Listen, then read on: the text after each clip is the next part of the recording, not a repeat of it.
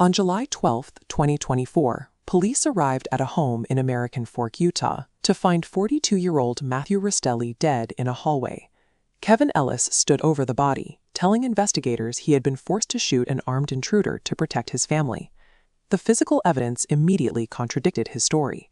Matthew was found holding a tactical knife in his right hand, despite being left-handed.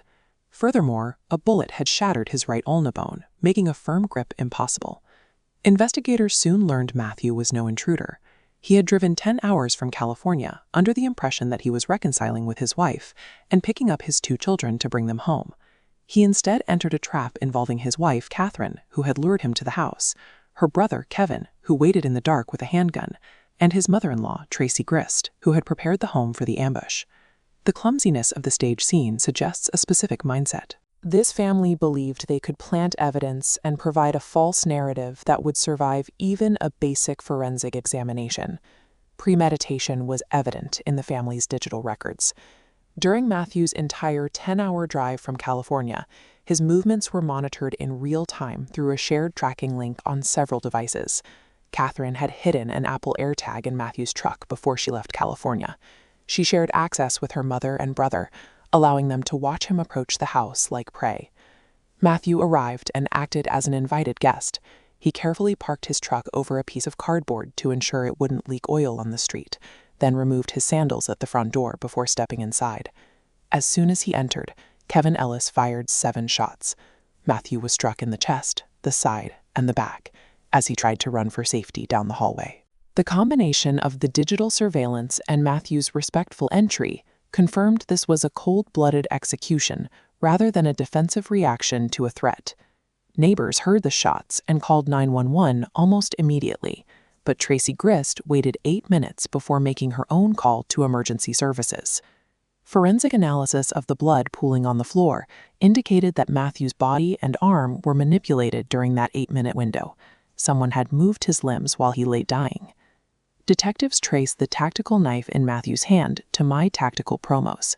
Email records showed Tracy Grist had a subscription with this vendor. Meanwhile, Matthew's financial and digital history showed absolutely no connection to the brand or the weapon.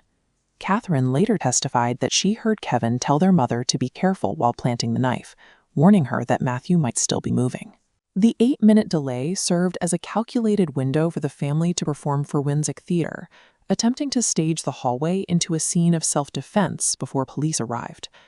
The group's willingness to commit murder is explained by a dynamic called familial enmeshment. In this environment, individual boundaries are erased, and loyalty to the family matriarch replaces any personal sense of right and wrong. Tracy Grist stood at the center of this dynamic. When Catherine considered a divorce, Tracy realized that California law might allow Matthew to take the children back to his home state, threatening her access to her grandchildren. To prevent this, Tracy leveraged Catherine's marital misery. She framed Matthew as a threat to the family's safety, convincing her adult children that his death was the only way to protect their unit.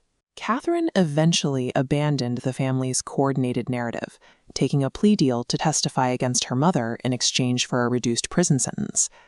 This extreme enmeshment normalized the idea of lethal violence.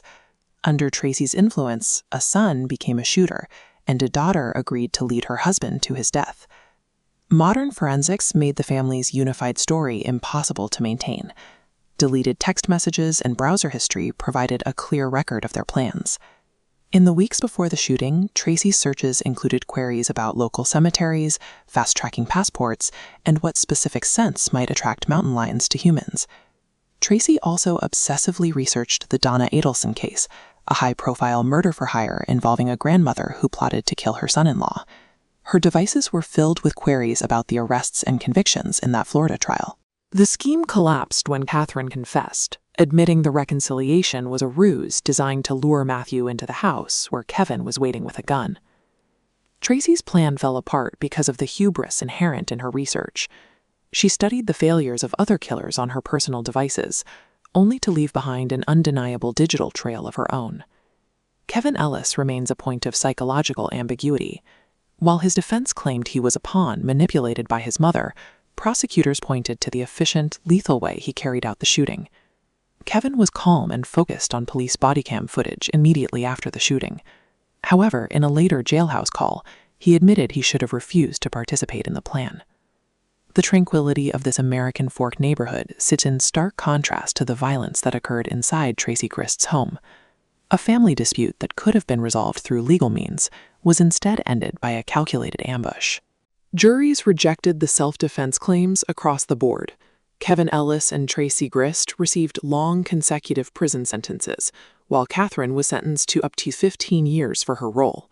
The family's pursuit of a permanent solution to a custody dispute ended with all three members behind bars, leaving the Restelli children to bear the life